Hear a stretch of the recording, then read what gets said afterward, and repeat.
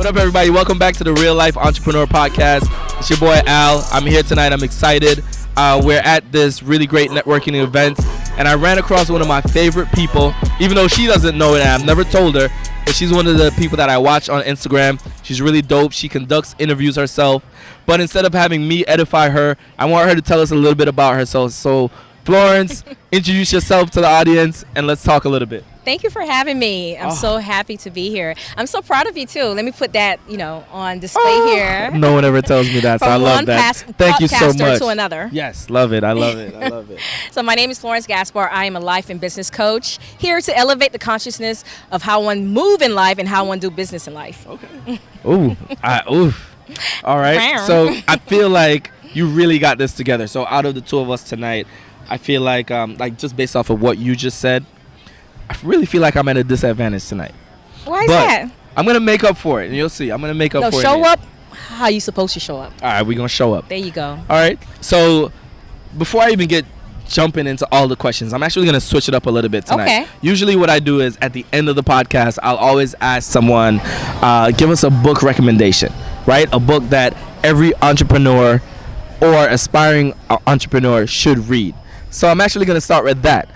Give us a book that an aspiring entrepreneur should read before they get started in business, or something that will motivate them to get going and make it work. Well, I'm an author, so it's not going to be a shameless plug. Do it. I'm going to put my book in. Of course you got to do that. In the space. That's the only book we got to read. What? I wouldn't say necessarily the only, but it's definitely need to be on the list. Okay, love it.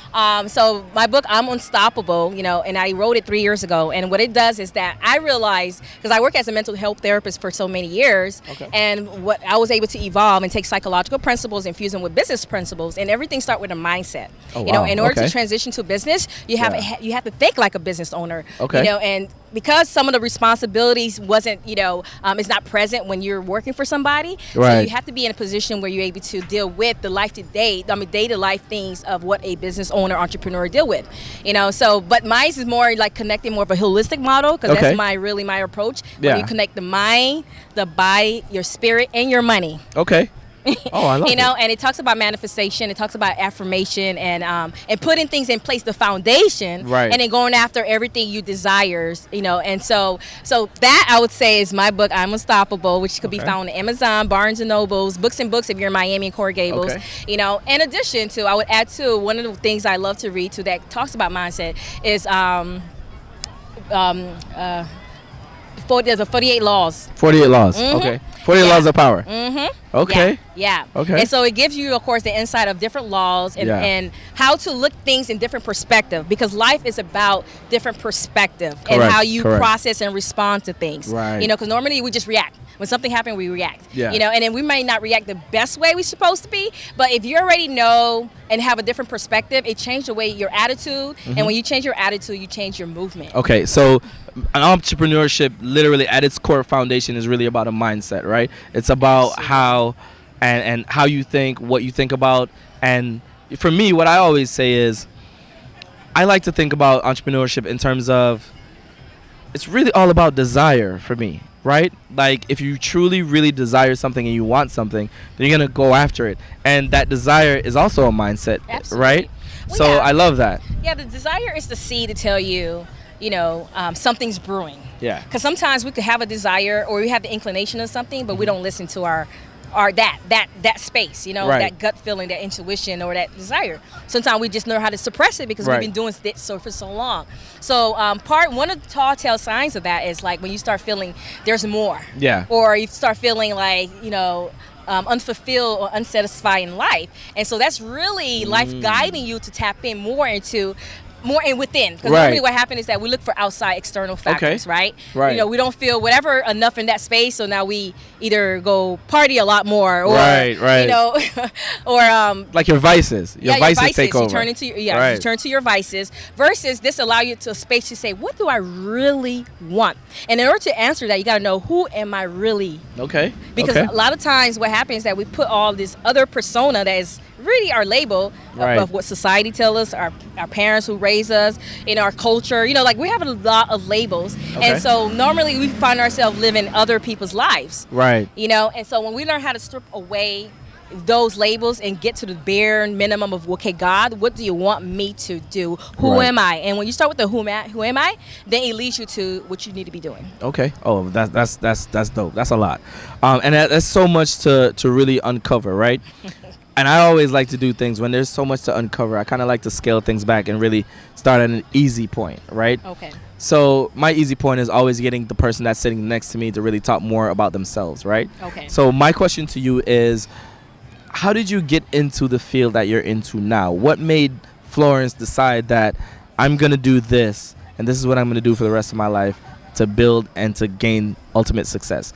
What motivated you to get to that point? Well, when we speak about entrepreneurship, you know, my parents were entrepreneurs. Oh, nice. And so, and I was the kid, like you say, selling the chips. Oh, nice. You know, candy. Did you do candy? In school, okay. yard, and you know, getting reprimanded by the principal. Okay. So I had to do it underneath the tail. Right. But so when I started to tap into, because it started because my mom, I used to ask my mom for money, and then she was like, I'm tired of giving you money. I'm gonna teach you how to make money. So she bought me like a bag of big lollipops. Okay. And then I start selling them for 25 cents, and then I raised the prices to 50 cents, and I was like, so as a kid experimenting with entrepreneurship, create the fire, and then being around parents who are entrepreneurs, for sure.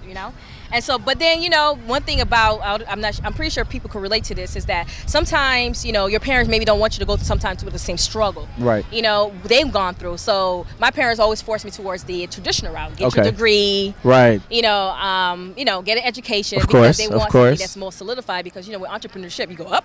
And down. Yep. And down. Is it like this, right? At times, And for so, sure. So I did that. So this is when I went to school, got my my psychology degree in psychology, then went to get my master's. Okay. Start working in the social service field, caseworker, and then school prevention specialist, and then evolve into being a therapist for many years. Wow. And it hit me where I started to feel like unfulfilled in life, and like, okay, I'm doing everything, but this is not it. Yeah. And so during the time, I used to set my clients up at certain days while I tap into other things, because like you said, I was responding to the call that was within saying there's more. Right. And so it started with me starting into the speaking world, becoming a speaker and taking up classes. And I remember telling some of the people close to me in terms like, hey, this is the direction I think I'm taking it, and they're like, you sure you want to do that? The doubt, and I'm like, entrepreneur doesn't get that, right? Yeah. So, and one of the things you got to know is that when God gives you a vision, it's not for others, it's for you. And that's what I have to learn. I stopped defending my dreams and start living my dreams. I was like, okay, I believe in me, so I'm gonna I just catch you at a later time, because the same people too that was like not maybe as supportive in the beginning, are like they're there now. Yeah, they're there now. For sure. So had I stopped because of what other people think, who knows? I don't think I would be where I'm at too. So so that evolves. But so as I'm in the therapy world or mental health, I'm also doing side gigs and doing my side business. So at one point, I operate a vending machine business. Okay. And I used to place it in corporate offices. Oh, nice. And so I was able to take some of that funds, and I rolled this when I rolled into some investment real estate. So I started learning more about investment. Okay. And it kind of from there. So and of course e-commerce. So I'm always the one that's trying to figure out how to evolve. As an entrepreneur. Okay.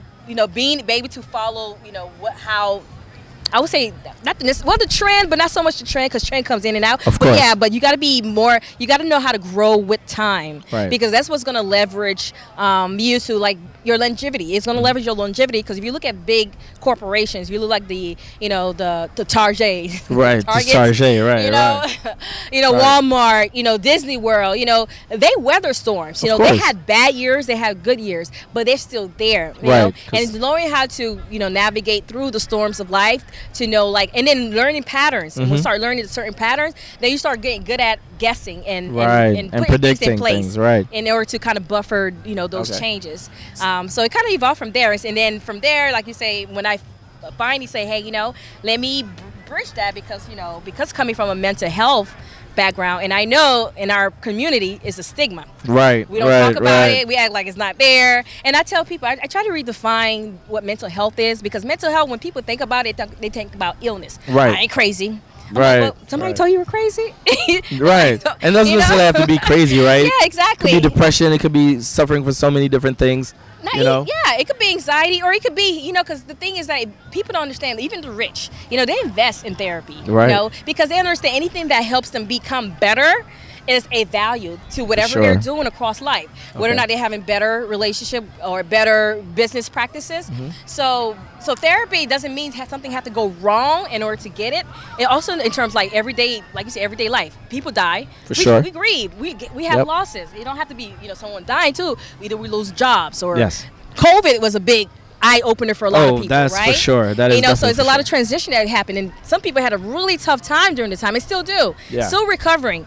But who teaches how to first of all acknowledge our emotions. Mm-hmm. Labor our feelings, because Right. it shows up in different ways. Then have the right coping skills in order to cope with whatever is being thrown at us, right? Yeah. And so I understood the importance of that. And so I was like, well, I like business and I also like mental health. Yeah. And so I kind of fused that together. That bridges that gap. In Okay. addition to spiritual health, because spiritual health is what brings you to who am I? Right. Who am I and what's my purpose? Okay. So that's why I got to this point of creating a holistic model where it helps you touch point different spaces in your areas, Okay. so that you could fully show up Right. as, the co-creator of this existence, No, I love it. I love it. Man, look. So I didn't know that we were gonna get to this point, right? Because I'm telling you, I'm like, man, let's keep it light. Let's just kind of vibe a little bit. And But man, you just say flow, so you got to flow with you it. did too. flow. You did flow. So this podcast's premise is, my job is to convince a young aspiring entrepreneur to either become an entrepreneur or stay in corporate America, right? So I want to hear from you. What do you think are some of the things that people should consider when considering leaving corporate America and becoming an entrepreneur? What are some of the tips that you'd like to tell us, or any advice that you can give us about jumping out and branding out and reaching out and starting a new endeavor as an entrepreneur? Well, first I say go back to the basic in terms of how the foundation, in terms like, what do you want? Because sometimes we may think we want something, but really don't want it. Somebody had think about so many things, project that people started, but they don't finish it because it was just a feeling. Right. But they just want to make money too. Well, yeah, And that can't be the ultimate decision. No, absolutely, because that could go either way. Because I know people who leave, really fruitful jobs, wealthy jobs, just to do a passion, Right. but people get into business obviously to make money, whatever you're selling or product or your services. But that can't be the ultimate thing. So It can't I be think, the ultimate thing. Right. That can't be the fuel. That's the end result of.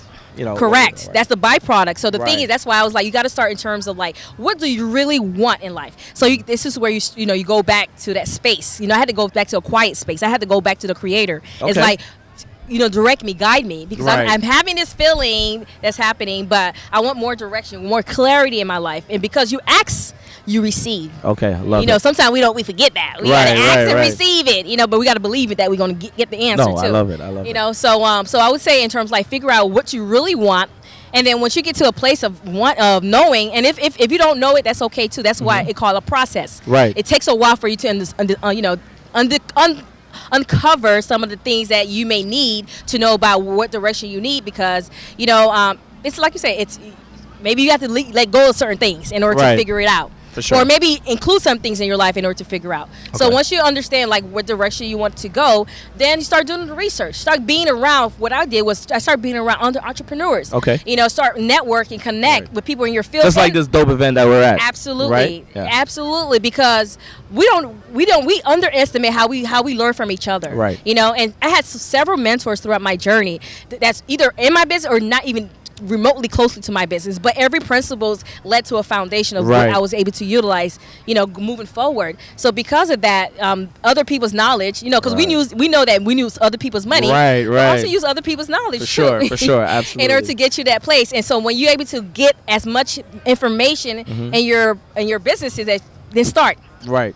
Because sometimes too we can overplan and never start. No, for sure. So we want to, because that's called fear. Right. We're gonna talk to the fear and say, Right. no, not in this space. So and we actually had a podcast. I don't forgot what episode it was, but literally the whole subject and the whole premise was just take action. And I think you're Action. alluding to that very thing. It's, hey, you can plan all you want, but if you don't take action, you will Correct. never get there. Correct. So I love the way that you put it, right? Yes, correct. So what I do is like, when I learn a segment, apply it, then learn the next segment, then apply it. Nice. You know, so then it'll keep the momentum going with the education and also plus the action part. You know. No, I love it. I love it. So this is obviously like a really short version of what we're planning on doing, just because we want to bring some other guests on. However, cool. I'm thinking that we should do like a full version of our podcast. That way you can drop some more jewel, right? Absolutely. And in the meantime, can you tell us all again, how can we get in contact with you? How can we purchase your book? How can we follow you online? Like, how, we want to get in contact with Florence. How do we do that? Well, Florence Gaspard is everywhere. So you can find me on social media. That's Facebook, Instagram, LinkedIn, Twitter. Nice. Everything. So it's uniform across as Florence Gaspard or Flo Gaspard, but that's private more. But Gotcha. I got you. So on my professional page is Florence Gaspard, and also you know, if you go to my website, florencegaspard.com, you also find some more information. And, of course, my books, you know, that's just one of the 3 books that I wrote. I wrote a children's book called Love Me, The Incredible Me. And so I just wanted to empower people in order to let people know, like, you're the master of your life. You know, if you understand that you co-create this existence with God, like, there's nothing you can't do. Nothing. If you could think it, you can make it. Oh, I love it. And so I always encourage you, step outside your comfort zone and trust the process. Okay. You support it. Yeah. No, listen, that is, it's so crazy because I feel like we're ending on such like a godly note. It's like, hey, it's the creator. That's the right way to end, right? But one thing I do want to ask you is, so you mentioned that you've written 3 books, right? And what I'm hoping is that maybe next time when we do this, because we are going to make this happen, however we got to make it happen, is I'd love for you to talk more to the audience about how to actually maybe get their book out there, get it published, talk to them about the process, what it took, and more from the mental capacity that it took to finish it, what you had to do, the tunnel vision, the heartaches, the time, the effort, the money, I got you. So I want you to I think that'll be great for a listener who's listening to say, hey, man, all right, she wrote a book. How can I write a book? I'd love to write a book. You know, maybe you can talk to them about, you know, how great effective ways to monetize it, advertising that book, so, you know, all that good stuff. I think that'll be dope, and if you're willing, I'd love to have you on an episode specifically just addressing that. Tell if me you're the willing. when and time. Oh, I love it. So thank you so much for joining us. Thank you for having me. We can't wait for the next time we speak. Yes. Absolutely. All right. Thanks, Awesome. Oh, great job. Thank you. All right. Hey guys. Thank you so much for joining us on the Real Life Entrepreneur Podcast. It's been amazing. My guest has been amazing. I'm going to plug all her links in the bottom. So you'll find her links to her website. You'll be able to find the links to her books and everything about her. So that way you can reach out to her if you need to, and you can get all the game that you need directly from her. So once again, thanks for joining us, and we'll catch you next time.